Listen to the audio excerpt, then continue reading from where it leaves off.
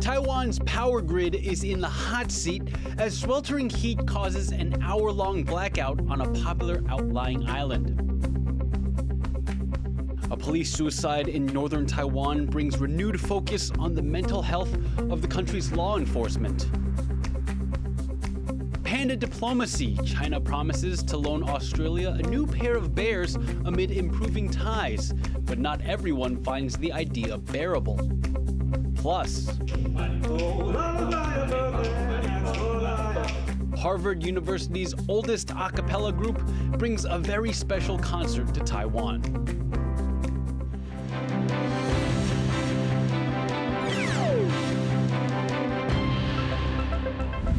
Hello and welcome. This is Taiwan Plus News. I'm Leslie Liao. Thanks for joining us. Taiwan's state power provider is in the hot seat again after a blackout over the weekend left over 12,000 people on the Taiwanese island of Xiaoliuqiu without electricity for an hour.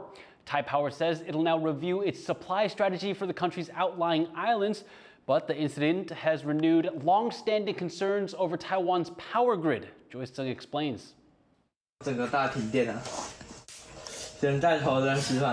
A family on Taiwan's outlying Xiaoliuqiu Island gathers in darkness for dinner after the island of over 12,000 completely lost power. The island, part of Pingtung County, lies southwest off Taiwan's main island here and is popular among tourists for its scuba diving. And it's these high tourist numbers that Taiwan's state-owned power supplier and county officials have blamed for the blackout. 因为是假期的关系，所以整个用电量创了历史新高，导致这个保护设备来跳脱。 This isn't the first time in recent memory that Taiwan's communities have been left in the dark.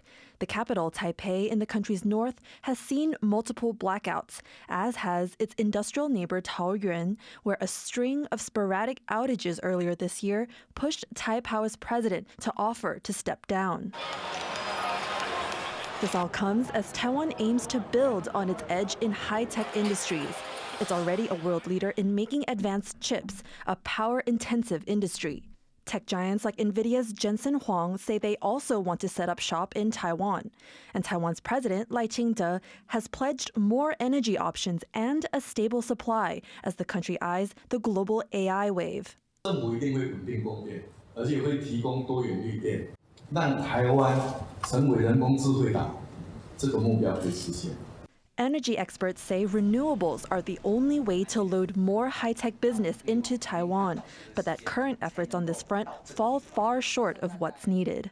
In Taiwan, we have a lot of renewable resources like geothermal, biomass, and the offshore and also ocean energy.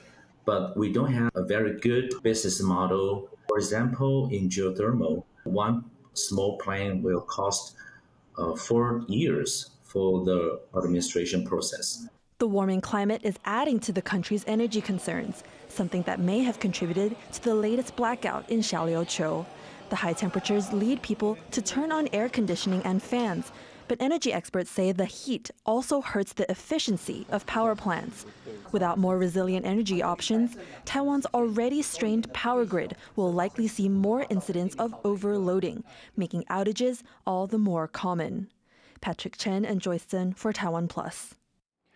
A police official in Hsinchu has died by suicide, the latest in an alarming trend in the police force in Taiwan. The incident has brought renewed focus on the mental health of officers and efforts to form a police union. John Van Trieste has more. This police station in the northern city of Hsinchu is the latest to see a death by suicide. Its deputy chief took his life late Sunday, becoming Taiwan's 8th law enforcement worker to do so this year. By the time his colleagues found him in his dormitory room, it was too late. 远警值班交接，发现红远枪弹未缴还，察觉有异，立即于驻地3楼寝室寻找。 发现红远已自强，倒卧勤务宿舍床铺，同仁立即通知119人员送医，经救护人员到场确认死亡。 The police force is looking into why the deputy chief killed himself.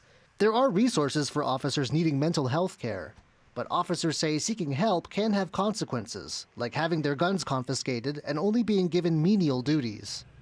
Li Liling has worked with officers in the southern city of Kaohsiung, both through classes on stress relief and through one-on-one counseling sessions. She says the government has done a good job and that younger officers are much more willing to seek help. But she also says old worries linger. 他们还是有一点担心的，他们主要担心2个点，一个是污名化的问题，所以我去咨商这件事情，是不是让长官啊或同仁啊觉得说我是一个比如说偷懒啊，或者是我是有问题的啊，这个污名化的问题仍然在。然后第二个就是说，他也不想让自己的事情变成在记录上。And there are officers who say they need more than therapy. Taiwan considers police to be civil servants, and this means they can't form unions. Some officers say this is the reason behind work conditions that wear down mental health in the first place. 因为在我们近年的统计会很明显的显示，警察人员的工作压力跟心理状况其实跟他的工作量有关系。那如果是工会系统的话，就会变成我如果是工会，我就可以就这件事情去跟那个机关做集体协商。Despite investments in mental health, Taiwan still sees more than 5 police officers take their lives in an average year. This year is only half over, and already Taiwan has passed that mark. Kama Xu and John Van Trieste for TaiwanPlus. A sailor has survived jumping overboard from a naval ship. The 24-year-old jumped as their ship was leaving Keelung Harbor in Taiwan's northeast. They were able to swim ashore and ask for help. A hospital later found no serious injuries and discharged the sailor. A military investigation is underway. The Navy says the sailor had served 4 years without incident. 表现的部分都还算正常，但是有一些个人一些一个小问题。目前的实际状况我们要再看的，已经跟他做辅访，可能对他的未来的继续服役，他有一些需要再跟家里面跟单位再做沟通。The defense minister says the U.S. will finally deliver all the anti-tank missiles Taiwan has ordered by the end of the year. Wellington Koo made the announcement while taking questions from lawmakers. Taiwan ordered 1,700 TOW missiles in 2017. They were originally scheduled for delivery in 2022, but have yet to arrive. Koo said this is because the first batches of missiles failed to pass U.S. Army tests. TOW missiles are anti-armor weapons that can be used against tanks and bunkers or against landing craft in the event of an invasion. Tensions are high in the South China Sea after a Philippine supply ship and a private Chinese boat collided. China's Coast Guard says the Philippine ship deliberately caused the collision. Manila says the accusation is, quote, deceptive and misleading. It's the latest in a series of incidents at the contested Second Thomas Shoal. Meanwhile, U.S. fighter jets carried out strikes in a joint exercise with Philippine pilots. Video shows 4 fighter jets flying out of Clark Air Base near Manila. Australia's Prime Minister and China's Premier have met in Australia as the two countries move towards stabilizing a rocky relationship. Rosie Greninger has more. With an enthusiastic handshake, Australian Prime Minister Anthony Albanese welcomes Chinese Premier Li Qiang to Canberra. It's the first time in 7 years a Chinese Premier has visited Australia, marking a major milestone in stabilising relations between the two countries after years of political tension. The leaders held formal talks in Canberra, with the Chinese Premier describing them as candid and saying they reached a consensus in a number of areas. 我们双方重申坚持全面战略伙伴关系的定位，坚定相互尊重、相互信任，始终以积极的态度看待和处理中澳关系。 The leaders agreed to improve military communication and to expand cooperation in energy and mining. They also announced that Australians will now be included in China's visa waiver program. But after years of soured relations over sweeping tariffs on Australian exports, Australian Prime Minister Anthony Albanese also addressed key disagreements between the two countries. including military confrontations in the Pacific and the suspended death sentence handed to a Chinese-Australian rider, Yang Hangjun, on spying charges. And we engaged in a very direct way about some of the differences that we have, the incidents that have occurred, for example. I certainly raised our issues in the Pacific as well as other issues, including human rights, including Dr. Young's case, as well as the Australians who are on death row. We, of course, in Australia oppose capital punishment, and I reiterated our position there. Outside Parliament House, tensions flared between anti-China demonstrators and Beijing supporters. Anti-China demonstrators called on the Australian government to not overlook human rights abuses for an economic gain. China is very good at showing the good image, but at the same time, it's very good at hiding the bad image. Albanese and Li are now set to travel to Western Australia, a centre of the mining industry, to speak with business leaders. And although the outcomes of this meeting between the two leaders have been modest so far, it signals an obvious thaw in previously frosty ties between the two nations. Leon Lian and Rosie Greninger for TaiwanPlus. Ukrainian President Volodymyr Zelensky says China should talk directly to Kyiv if it has proposals to end the war with Russia. Вважаю, що Китай міг би нам допомогти. І тому дуже хотів би, щоб ті чи інші пропозиції, які є у китайської сторони, щоб вони були в нашому діалозі. Я не можу сприймати пропозиції просто через медіа. Zelensky spoke at the end of a summit in Switzerland aimed at ending the war. It was attended by more than 100 countries and international organizations, though Russia was not invited. Nearly 80 of the attendees agreed to call for Ukraine's territorial integrity as the basis for any peace agreement. China says it did not attend the summit because Russia had not been invited. Have you ever heard of a singing crocodile? No, we're not talking about the animal, but Harvard's oldest a cappella singing group, the Krokodiloes. Since 2000, the group has performed in Taiwan almost every year, and this year they marked their 20th tour of the country with a special concert. If everybody had an ocean across the USA. The Krokodiloes are Harvard University's oldest a cappella group. Founded in 1946, the 12-member undergrad singing group has performed for the likes of U.S. President Bill Clinton, King Bhumibol of Thailand, and jazz legend Ella Fitzgerald. The Crocs tour the world every summer, taking their talents around the globe. So we'll be hitting 20 total countries over the course of 79 days. So it's quite a gauntlet. The group has come to Taiwan nearly every year since 2000 at the invitation and sponsorship of Harvard alumnus Ben Feng and his wife Tang Qiuling. I was president of the Harvard Business School Club here, and Bill Kang, he was one of the Harvard Crocs from Taiwan, approached me about if we were willing to sponsor them. I said, why not? In 2024, the Crocs are once again in Taiwan, putting on shows around the country. But the main event this year is a concert celebrating the 20th anniversary of their first concert in Taiwan. You don't need to be a Harvard graduate to spot that the anniversary should have been in 2020. It's been delayed by 4 years due to the COVID-19 pandemic. But now the group is finally here, with current Crocs joined by 24 alumni from around the world for a special reunion concert.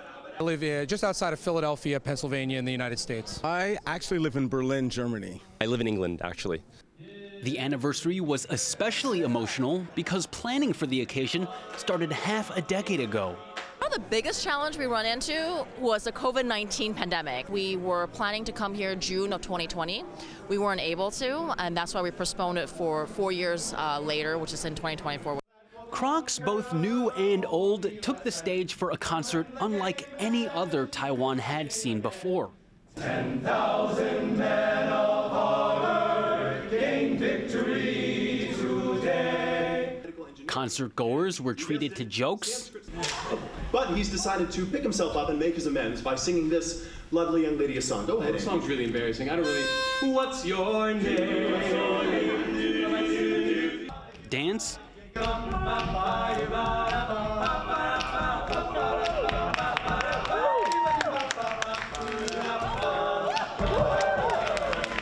And of course, song.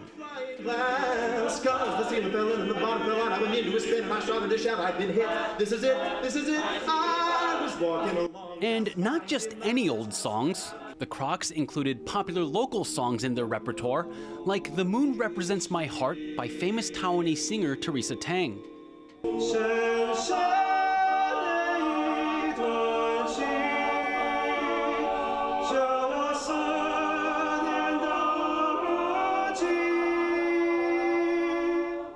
And more contemporary hits like Tonghua by Guang Liang.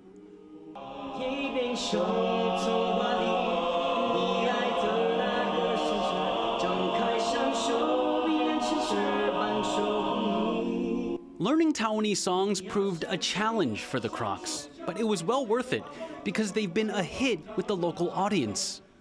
They especially love when we sing a song Tonghua. They often start joining in or raising their phone flashlights and all different stuff.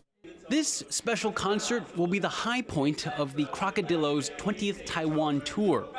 But if the audience's reaction is any indication, they will easily be back for a 21st tour and beyond. Hsinchu and Leslie Liao in New Taipei City for TaiwanPlus. We're going to take a quick break, but stick with us here on TaiwanPlus News because coming up, the country has a garbage problem and it's piling up. Environmental groups say more needs to be done to address the root of the problem.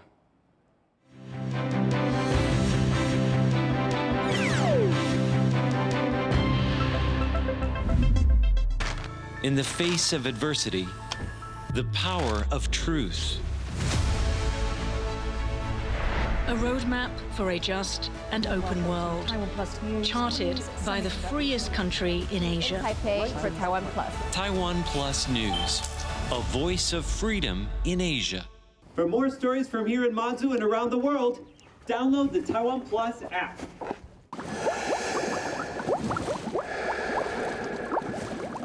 We bring you stories from Taiwan. Every day of the week. Our reporters travel the nation.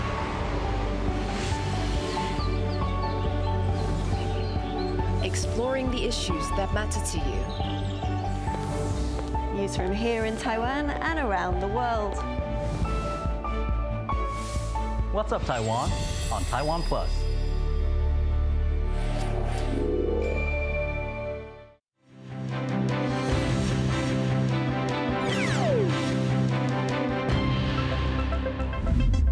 Welcome back. You're watching TaiwanPlus News. Mountains of trash have been piling up across Taiwan for years. The government says it will build more incinerators to deal with them, but groups say the stinky problem should be tackled from the root. Irene Lin reports. These huge piles of trash have been sitting in these temporary landfills for several times longer than they should, a fire hazard in the summer heat. It's just one example of what's becoming a national problem. These smelly bags of trash were supposed to be sorted and burned at a nearby incinerator shortly after being collected. But there's been too much to handle. 现在是84万吨啦，大概分散在107个暂置的掩埋场里面。我们到底什么时候可以把暂存场能够降到去化掉？那这个还要几年的时间。The Environment Ministry has promised temporary measures to deal with the overflow in the coming years. But there's a fundamental problem. A lack of working incinerators in the country. Some parts of the country are even forced to ship their waste elsewhere. Local governments are looking to build more to meet their needs. 是用 BOT 的方式，民间投资会开始规划，大概最近就会公布地点，我们就会开始做后续的环评、地变更等等的工作。But even as they make plans like this, they face a problem. Taiwan's throwing more and more away. According to government data, the average person in Taiwan produced a record 1.36 kilograms of domestic waste a day last year, the highest in 23 years. The growing demand and the slow response rate has waste treatment facilities there in a chokehold. Environmental groups say the government has been treating the symptoms rather than the root cause. They say not enough resources have gone toward reducing waste in daily life. 他们应该更强调源头减量的措施，不然的话，如果垃圾量没有即刻的减少，环境部原本估12年就可以去把这个垃圾去化，我们觉得还有可能它还要需要更久。One way to do so is by opting for reusables, and there are already incentives. Since July 2020, customers bringing reusable cups have been able to get discounted drinks. The government is also looking to charge for disposable plastics, including straws, cups, shopping bags, and utensils. The views on the street are mixed. 我自己是觉得这政策还算蛮不错的，因为现在人就是能做环保的就是时机蛮少的。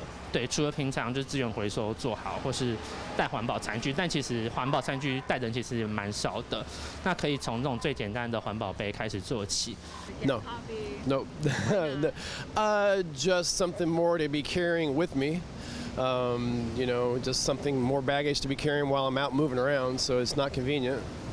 我觉得还是要从更根本的理念去宣导吧，就是因为金钱就是省钱，就只不过是一个比较行为上的一个，就是有点是一个诱因。可是如果就是大家背后还是没有这个环保意识的话，我觉得其实这件事情也不会长久。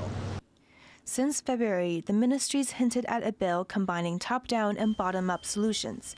The goals are a national ban on disposable plastics by 2030 and only recyclable waste by 2050. But until the bill's unveiled, it's unclear how Taiwan will be able to tackle its flood of garbage. Ryan Wu and Nairing Lin for TaiwanPlus. More than 36,000 people have evacuated in Fujian province in southeastern China after days of torrential rain and flooding. Local officials estimate over 120 square kilometers of crops have been destroyed, leading to losses of $225 million. The province is under a state of emergency and there are flood alerts across southern China. Heavy rains are expected to continue over the next few days. At least 1,200 people have been forced to evacuate in California as a wildfire spreads across the western U.S. state. The blaze began on Saturday in Los Angeles County, but has quickly expanded as strong winds and low humidity fueled the flames. Fire lines are being built as part of the firefighting efforts, and authorities are investigating the cause of the wildfire. Demand for water in India's cities has left rural towns and villages high and dry. As climate change drives extreme heat and longer periods of drought, many of India's rural communities have to fend for themselves. For World Day to Combat Desertification and Drought, Wesley Lewis has this report. This well in rural western India is the main water source for dozens of families. Naveen Wadi is a small village about 100 kilometers from Mumbai, but it's worlds away from the fast-paced streets of India's financial capital. The area has major reservoirs that supply most of Mumbai's water, but local villagers here say they don't see a single drop. आमच्याकडे जो साठा आहे पाण्याचा तो शहरात जातो पण आमची परिस्थिती अशीच राहते कारण आम्हाला प्यायला पाणी भेटत नाही तर मग आमच्या ग्रामीण भागात राहून उपयोग नाही कारण मोठ्या माणसाकडे सरकार लक्ष देतं गोरगरिबांकडे लक्ष देत नाही सरकार आमची अशी परिस्थिती राहिली आम्ही काय सुधारणार. Locals are forced to fetch water in pots and make multiple trips to the well every day. For many villagers, getting water takes up much of their time. पाण्याचा प्रॉब्लेम आहे आमचा आणि विहिरी अशा खाली गेल्या खोलवर आम्हाला ओढून पाणी काढावं लागतं मग त्यामुळे आमचा वेळ वाया जातो काय काम नाही करता येत दुसरं. Months of erratic rainfall and extreme heat have left Naveen Wadi with a depleted water supply. Recently, tankers filled with river water have been coming to replenish the region's wells. Villagers say the rivers are polluted, but they have no choice but to take it. अभी गंदा नहीं लेके जाते तो पानी नहीं मिलता है गंदा लेके जाके हम वो उसमें दवाई डालते फिर भी वो वैसा ही रहता वैसा ही पीते हम. Water rights campaigners say government infrastructure projects have never taken rural communities like Naveen Wadi into account.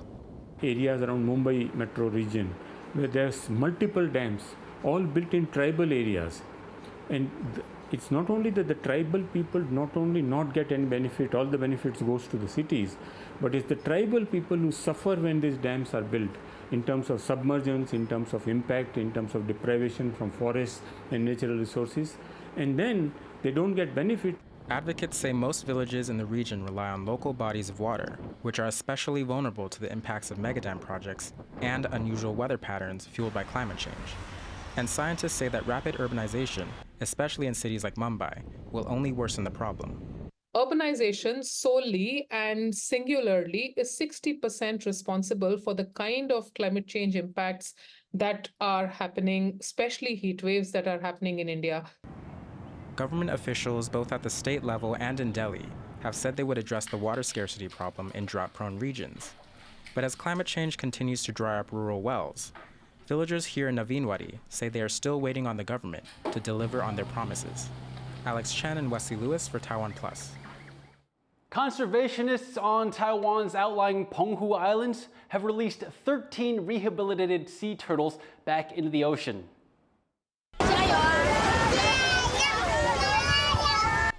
The turtles were rescued from bad weather conditions or because of poor health. They were released once they were deemed healthy enough. Conservationists hope the turtles will return to Penghu to lay eggs. 12 were green loggerhead turtles, and one was an olive ridley sea turtle, the first turtle of its kind to be released in Taiwan. 那这次特别装了大炮去记录它未来的生态跟洄游生态，那也希望我们野放的海龟可以再回到澎湖来产卵，那产下更多的下一代。那也希望我们未来可以有序发展，包括让小朋友更多的海洋教育机会。 Thank you for watching TaiwanPlus News. Finally, take a look at the annual Trooping the Colour military parade held in central London to mark the official birthday of the British monarch. I'm Liao. Take care and see you next time.